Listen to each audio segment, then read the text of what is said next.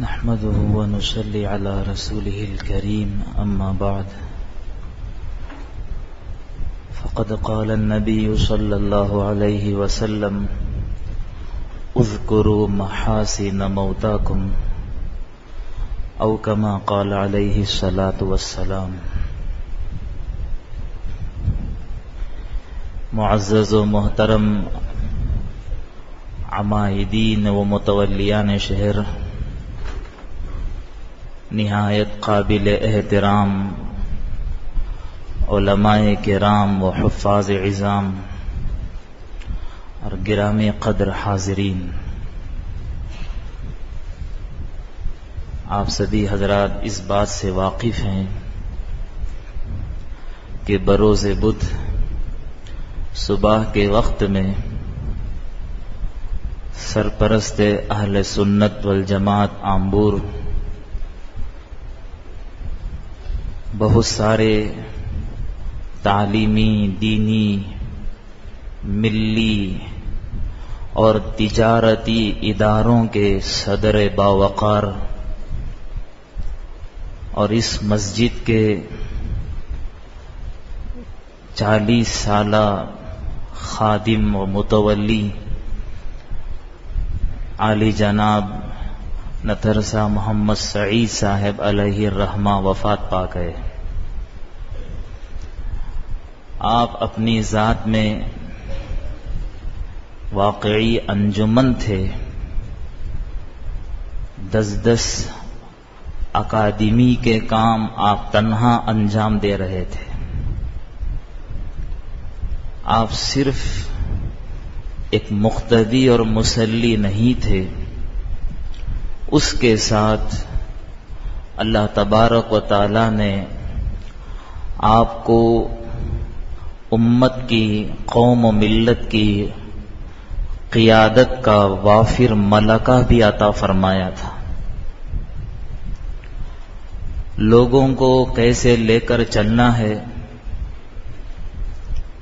خصوصاً آپ کا وہ احترام، عزت علماء اور حفاظ کے ساتھ جو دیکھا گیا، وہ کبھی بھولا نہیں جا سکتا. ہم جیسے عمر میں تقریباً 50-60 سال فرق رکھنے کے باوجود ہم چھوٹوں سے ایسے ملتے تھے گویا وہ ایک معمولی قسم کے آدمی ہیں اور ہم بہت بڑے عالم ہیں.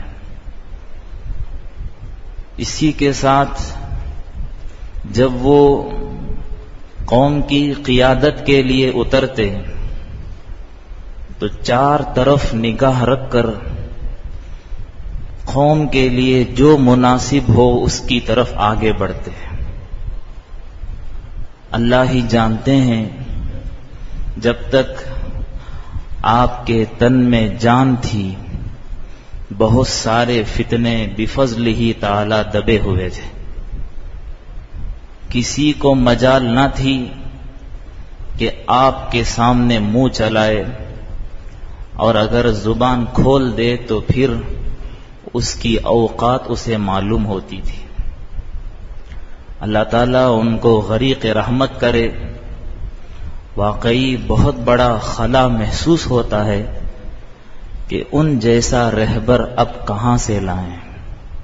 وہ صفات، وہ خصوصیات جو اللہ تعالیٰ نے ان کو عطا فرمائی تھی، اللہ سے یہی دعا ہے کہ اللہ ہی اپنے فضل و کرم سے ان کا نعم البدل نصیب فرمائے. قبل اس کے کہ ہم باقاعدہ پروگرام شروع کریں، اس سے پہلے میں جامعہ اسلامیہ دارالعلوم آمبور کے استاذ محترم اور مسجد ہاشم کے امام حضرت حافظ قاری محمد فیضان صاحب کو دعوت دیتا ہوں کہ وہ چند آیات کریمہ سے مجلس کا آغاز کریں.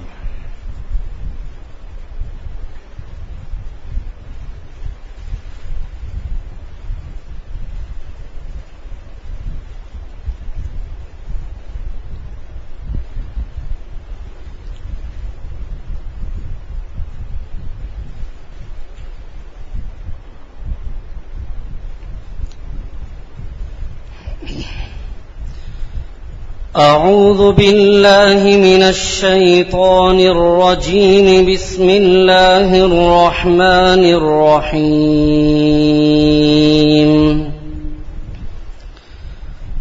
تبارك الذي بيده الملك وهو على كل شيء قدير. الذي خلق الموت والحياة ليبلوكم أيكم أحسن عملا وهو العزيز الغفور. الذي خلق 7 سماوات طباقا ما ترى في خلق الرحمن من تفاوت فارجع البصر هل ترى من فطور ثم ارجع البصر كرتين ينقلب إليك البصر خاسئا وهو حسير. ولقد زينا السماء الدنيا بمصابيح وجعلناها رجوما للشياطين وأعتدنا لهم عذاب السعير. وللذين كفروا بربهم عذاب جهنم وبئس المصير. صدق الله العظيم.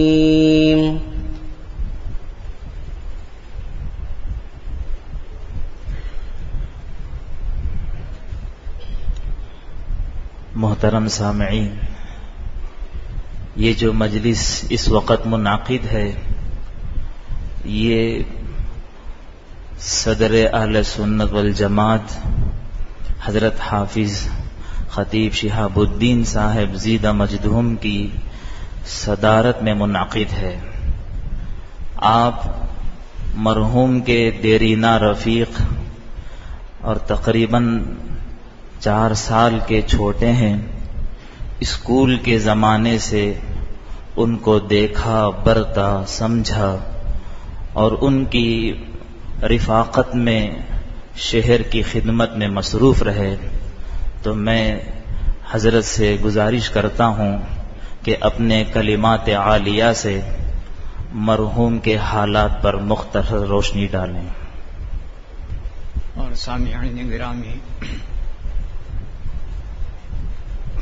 بڑے افسوس کی بات ہے کہ پرسوں ہمارے شہر کا ایک عظیم سپوت جو واقعتاً عظیم تھا ہم سے جدا ہو گیا.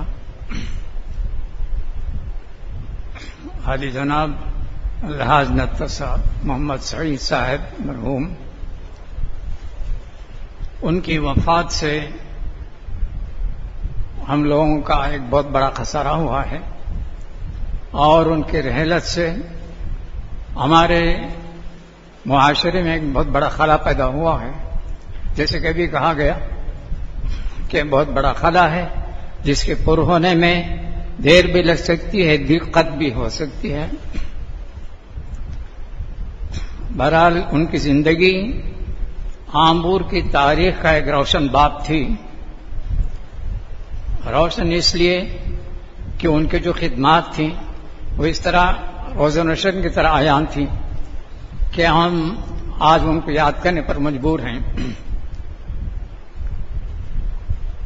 ابھی کل پرسوں بہت سے لوگوں کو یہ کہتے ہوئے سنا کہ وہ جو کام وہ کرتے تھے اور جس قدر وہ کام کرتے تھے اور جس خوش اسلوبی کے ساتھ وہ اپنی ذمہ داریاں نبھایا کرتے تھے وہ کبھی 10 آدمی مل کر بھی کرنا مشکل تھا. جو کام 10 آدمی نہیں کر سکتے تھے وہ تنہا اپنے آپ خود کرتے تھے. بہرحال ان کی خدمتیں مختلف النوع تھیں. بلکہ دیکھا جائے تو ان کی پوری حیات و خدمات انسانی زندگی کے ہر شعبے سے وابستہ تھی. اب وہ شعبے چاہے بزنس لائن کے ہوں یا تعلیم میدان کے ہوں یا پھر جیسے کہ ابھی کہا گیا دینی ملی قومی بلکہ رفاہی کاموں سے متعلق ہوں. حاجی صاحب نے اپنی زندگی بزنس شروع کی تھی. اس کا آغاز کیا تھا اپنی زندگی کا، پھر اس میں ترقی کی انہوں نے، پھر آگے بڑھے، پھر ایک مختصر سی مدت کے اندر ان کے اندر چھپی قیادت و سیادت کی صلاحیتیں ابھرنے لگیں، اجاگر ہونے لگیں، اور دیکھتے ہی دیکھتے وہ یوں کہیے کہ ایک راہ رو ہی نہیں بلکہ راہ بر کے روپ میں ابھرنے لگے تھے. ان کی جوانی کا زمانہ تھا تو ان کے اندر قیادت و سیادت کے ساری صلاحیتیں موجود پائی گئی اور وہ میدان عمل میں آئے. پھر دیکھیے ٹریڈ اور انڈسٹری کی لائن سے کتنی ادارے ہیں کہ ان میں سے کسی ادارے کے وہ پریزیڈنٹ تھے، کسی ادارے کے ڈائریکٹر تھے، کسی کے ممبر تھے، اس طرح بہت سے مناصب تھے ان کے. اور پھر تعلیم میدان میں دیکھیے تو ایسا یوں لگتا ہے کہ تعلیمی کارروائیاں ہی بلکہ یہ میدان ہی ان کی زندگی کا محور تھا. ایک لمبی مدت تک وہ آمبور مسلم ایجوکیشنل سوسائٹی کے جنرل سیکریٹری رہے ہیں، بلکہ آخری وقت تک تھے. اور اس دور میں انہوں نے جو کام کیا وہ ہم سب کے سامنے ہے. انہوں نے اپنے وقت اور مال کی قربانی دی اور اپنی فیاضی سے ضرورت مند طلباء کا سہارا بنے. اور پھر جس قسم کی وہ خدمتیں انہوں نے مسلم ایجوکیشن سوسائٹی کے لیے کی تھی وہ ہم سب کے لیے سامنے ہے. وہ اس میں اب تفصیل کی بات نہیں ہے. اور پھر آخر میں دیکھا جائے تو قومی اور مذہبی بلکہ ملی کاموں میں وہ آپ بڑھ چڑھ کر حصہ لیتے تھے. اور میں سمجھتا ہوں ان کی ساری مقبولیت کا راز اسی میں پنہا تھا. بلکہ ان کے تذکرے میں ہماری جماعت یعنی آمبور اہل سنت والجماعت کا تذکرہ نہ کیا جائے تو پھر وہ تذکرہ ان کی سوانی نامکمل بلکہ تشنا رہ جائے گی. ان کی جوانی کا زمانہ تھا، اسی وقت سے جماعت کے کاموں میں حصہ لینے لگے تھے، اس میں دلچسپی لینے لگے تھے. اور پھر کیا ہوا کہ پوری آدھی صدی تک انہوں نے اپنی زندگی اسی میں کھپائی، اسی کے لیے وقت کیا. بلکہ اس کے لیے جتنے کام انہوں نے کیے وہ ان کا ہماری تاریخ کا ایک سنہرا باب ہے. دیکھا جائے تو کوئی بڑے ڈیل ڈول کے آدمی نہیں تھے، لہیم شہیم نہیں تھے، لیکن جہاں اللہ تعالیٰ نے انہیں ذہانت و فطانت اور وجاہت سے نوازا تھا اسی وقت بولنے کے انداز میں ایسی لچک اور ایک اٹریکشن عطا کیا تھا اس کے سننے والا ان کی بات مان ہی جاتا تھا، ان کے سامنے سر تسلیم کم کر دیتا تھا. جیسا ابھی کہا گیا کسی کو ان کے سامنے بولنے کی مجال نہیں ہوتی تھی. وہ ان کی ایک خصوصیت تھی جسے اللہ تعالیٰ نے عطا کی تھی. ایسے بہت کم ہی لوگ پیدا ہوتے ہیں. وہ جیسے کہا گیا کہ اقبال نے کہا ہزاروں سال نرگس اپنی بے نوری پہ روتی ہے، بڑی مشکل سے ہوتا ہے چمن میں ایک دیدہ اور پیدا. ایسے لوگ کم ہی پیدا ہوتے ہیں. ہماری خوش قسمتی تھی کہ ہم لوگوں کو ایسی شخصیت نصیب ہوئی، لیکن یہ نظام ہے اللہ تعالیٰ کا. انہیں جانا تھا وہ چلے گئے، اللہ تعالیٰ بھی اس کے بدل عطا کرے. اور آخر میں ایک بات کر کے اپنی بات ختم کرنا چاہتا ہوں اور میں اسے ایک بڑی عظیم الشان بات سمجھ کر عرض کرنا چاہتا ہوں کہ حاجی صاحب مجھ سے تقریباً 4-5 سال کے بڑے ہوں گے بس. ایک بار انہوں نے ہی کہا تھا کہ میری پیدائش 1935 کی ہے، تو اس لحاظ سے میرے سے 4 سال 5 سال بڑے تھے. جس وقت میں 3rd فارم کچھ پڑھ رہا تھا تو وہ 6th فارم میں تھے SSLC میں. اس وقت تو اسکول پیپل لیڈر تھے، تو یہ مجھے یاد ہے. تو انہوں نے اپنی زندگی میں کے آغاز میں وہ پرانا زمانہ دیکھا تھا، پرانے لوگوں کو دیکھا تھا، پرانی تہذیب دیکھی تھی، اور پرانے اقدار دینی اور اخلاقی اقدار سے واقف تھے، انہیں اپنی آنکھوں سے دیکھا تھا. تو ساری چیزیں ان کے دماغ میں پیوست تھی. اس کے باوجود لیکن آج کا جو زمانہ ہے وہ بھی انہوں نے دیکھا. آج وہ زمانہ ہے کہ تہذیب و تمدن کے رنگ ہی بدلے ہوئے ہیں، اور اخلاق کی بات کہیں تو اخلاقی اقدار کی تو دھجیاں اڑائی جا رہی ہیں. لیکن اس کے باوجود میں یہ سمجھتا ہوں، میں کہ ضرور بڑے شد و مت کے ساتھ کہنا چاہتا ہوں کہ حاجی صاحب ہمارے یہاں، ہماری سوسائٹی میں، ہمارے معاشرے میں تقریباً اپنے بزرگوں کی بنائی ہوئی وہ تعمیر جس کی بنیاد اخلاقی اقدار پر رکھی گئی تھی، اسے بڑی حد تک باقی رکھنا چاہتے تھے، اسی دیکھنا پسند کرتے تھے. یہ میں سمجھتا ہوں بہت بڑی بات تھی، اور اللہ کرے ہمارے بزرگوں کا وہ ڈھانچہ اسی طرح باقی رہے، اور ہمارے بزرگوں کی جو صالح روایات تھیں وہ بھی اللہ کے فضل، اللہ کی مدد سے وہ باقی رہیں، اور ہمارا معاشرہ ایک صالح معاشرہ جو پہلے ایک مثالی معاشرہ سمجھا جاتا تھا، اسی طرح وہ باقی قائم و دائم رہے. اللہ تعالیٰ حاجی صاحب کو غریق رحمت کرے. اسی سے میں اپنی بات ختم کرتے ہوئے ایک مختصر سی دعا کر کے بات ختم کر لاتا ہوں. اللہم صلی علی سیدنا محمد وعلی آل سیدنا محمد مبارک وسلم.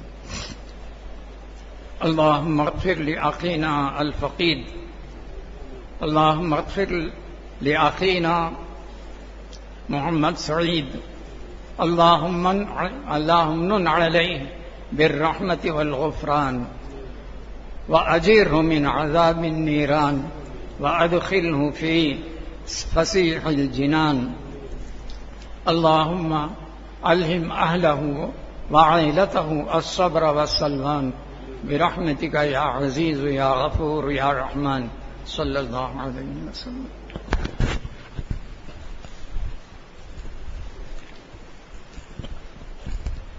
اس کے بعد میں چھوٹی مسجد کے امام اور شہر کے نہایت باوقار عالم دین جماعت العلماء ضلع ویلور ترنامل کے صدر محترم حضرت اقدس حضرت مولانا گلزار احمد صاحب باقوی دامت برکاتہم سے گزارش کروں گا کہ حضرت اپنے کلمات عالیہ سے مرحوم کی سواہنے پر روشنی ڈالیں.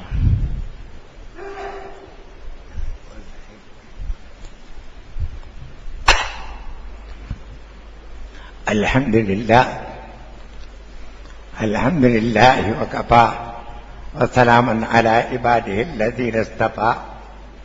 اما بعد فاعوذ باللہ من الشیطان الرجیم. بسم اللہ الرحمن الرحیم. رجال لا تلہیہم تجارۃ ولا بیع عن ذکر اللہ واقام الصلاۃ وایتاء الزکاۃ يخافون يوما تتقلب فيه القلوب والأبصار ليجزيهم الله أحسن ما عملوا ويزيدهم من فضله والله يرزق من يشاء بغير حساب. وقال تبارك وتعالى يا أيها الذين آمنوا لا تلهكم أموالكم ولا أولادكم عن ذكر الله ومن يفعل ذلك فأولئك هم الخاسرون. معزز صدر نشین، بزرگان محترم، حاضرین مجلس، حادثات جن کی خدمات، جن کے احوال کوئی ڈھکی چھپی چیز نہیں ہے، ساری چیزیں سب کے سامنے کھل کر ہیں، جیسا کہ آفتاب آمد دلیل آفتاب، سورج نکل جانے کے بعد اسے کوئی دلیل کی ضرورت نہیں ہے، خود بخود دلیل ہو جاتا ہے کہ وہ روشنی آتی ہے تو اسی وقت پر سورج کے طلوع ہونے کا اطلاع بھی مل جا رہا ہے۔ اللہ تعالی آپ کے اندر بہت سارے خوبیوں کو عطا فرمایا تھا، جیسے ان کا نام ہے اسی طریقے سے ان کا کام، ان کے احوال سب سعید کا معنی نیک بخت ہے کہ اللہ تعالی کی طرف سے آپ کو ایسی توفیقیں ملی کہ وہ تمام خدمتیں انجام دینے کا آپ کو موقع مل گیا۔ حاجی صاحب اپنی زندگی کے اندر جیسے حالات تھے، دولت ملی تھی، اس سے کہیں غفلت میں نہیں پڑے، جیسا کہ میں ابھی آیت آپ حضرات کے سامنے تلاوت کیا، اے ایمان والو تم کو تمہارے مال اور اولاد غفلت میں نہ ڈالے، لا تلہکم اموالکم ولا اولادکم عن ذکر اللہ، اللہ کے یاد سے غفلت میں نہ ڈالے۔ جو آدمی خدا کی طرف سے ملی ہوئی نعمت کو پا کر غفلت کی زندگی گزارتا ہے اور اس کے حقیقت کو نہیں سمجھتا ہے تو وہ گھاٹے میں پڑتا ہے۔ وہ آیت جو سورہ نور کے آپ کے سامنے تلاوت کیا، اس کے اندر بتایا لوگ تاجر ایسے بھی ہیں، وہاں غفلت کرنے والوں کو خسارہ میں پڑنے کا عذاب کے احوال کو ذکر کیا۔ یہاں بتاتا ہے رجال لا تلہیہم، ایسے لوگ، ایسے تاجر جن کو لا تلہیہم تجارت، ان کو ان کی تجارت غفلت میں ڈالتی نہیں ہے۔ لا تلہیہم تجارت، ان کا لینا دینا یہ غفلت میں نہیں ڈالتا ان کو۔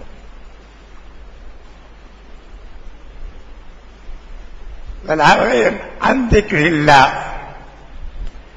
لا تلہیہم تجارت ولا بیع عن ذکر اللہ، نماز کے قائم کرنے سے وہ غافل نہیں ہوتے۔ حاجی صاحب کی زندگی میں دیکھے رہیں گے کہ باقاعدہ نماز کے برابر پابند تھے۔ یہ فقط نہیں کہ ہر سال آپ کا یہ معمول بھی رہا ہے کہ عمرے کے لیے نکل جاتے تھے اور عمرہ ادا کرتے۔ میں حاجی صاحب کو ایک بار بتایا کہ جو آپ سے اللہ تعالی خدمتیں لے رہا ہے یہ ہمارا اپنا کارنامہ نہیں ہے حاجی صاحب، یہ اللہ کی طرف سے ایک توفیق ملتی ہے۔ جب جنت میں پہنچیں گے تو اس وقت پر بندہ جنت میں پہنچنے کے بعد یہ کہے گا الحمدللہ الذی ہدانا لہذا وما کنا لنہتدی لولا ان ہدانا اللہ۔ ساری تعریف اس خدا کے لیے ہے جس نے ہدایت سے مالا مال کیا۔ اگر اللہ کی ہدایت نہ ہوتی، خدا کی توفیق نہ ہوتی، لولا ان ہدانا اللہ وما کنا لنہتدی لولا ان ہدانا اللہ، کہ ہم ہدایت والے نہیں ہوتے۔ تو اللہ تعالی حاجی صاحب کے ذریعے سے بہت ساری خدمتیں لیے ہیں کہ وہ ہر کام کے اندر، ہر نیکی کے کام کے اندر بڑھ چڑھ کر حصہ لیتے تھے اور کوئی کام ان کا ایسا نہیں بھی ہے کہ بہت سارے ایسی چیز ہمیں جہاں بیٹھے ہیں یہ خود حاجی صاحب کا ایک بہت بڑا کارنامہ ہے. آپ بتائیں کہ اس سے پہلے بڑے بڑے تاجر تھے کہ وہ لوگ مسجد کی تعمیر کے لیے کوشش کیے, موقع ہاتھ نہیں آیا, لیکن اللہ تعالیٰ آپ کو یہ موقع سے فراہم کیا تو یہ اللہ کی طرف سے ایک ہدایت تھی کہ ہم دلی دعا کریں گے کہ ان کے جگہ جو خالی ہو گئی ہے اللہ تعالیٰ دوسرے ذریعے سے ان کے صاحب رہنے کے ذریعے سے اس جگہ کو اللہ تعالیٰ پر کرے اور ان نیکیوں کو ان کے اندر منتقل کر ان کے نام کو ان کے کام کو یوں ہی باقی رکھے. زیادہ بولنے کا موقع نہیں ہے کہ اتنی بات بس ہے کہ لمبی تقریر بھی کرے تو یہ تو دنیا ہے کہ یہاں تو آنا جانا ہے, کسی کو ہمیشہ رہنا نہیں ہے. جب خدا کے پیغمبر صلی اللہ علیہ وسلم جب سارے مخلوق میں افضل ہیں, جب آپ پر یہ موت طاری ہوئی تو ہمارا کیا شمار ہے. اللہ تعالیٰ ان کا جو وقت تھا وہ وقت آنے کے بعد وہ اللہ کے پاس پہنچ گئے. امید ہے اللہ تعالیٰ ان کو ان کے خدمات کو قبول کر وہی چیز عطا فرمائے گا. وہ چیز آپ وہی کہیں گے کہ الحمدللہ الذی ہدانا لہذا وما كنا لنهتدي لولا ان هدانا اللہ. اللہ تعالیٰ ان کی مغفرت فرمائے, بال بال مغفرت فرمائے, ان کے نیکیوں کو قبول فرمائے. انسان ہے کہ ان سے کچھ لغزشات بھی ہو جاتے ہیں تو ان لغزشوں کو اللہ تعالیٰ معاف فرمائے. وآخر دعوانا الحمدللہ رب العالمین.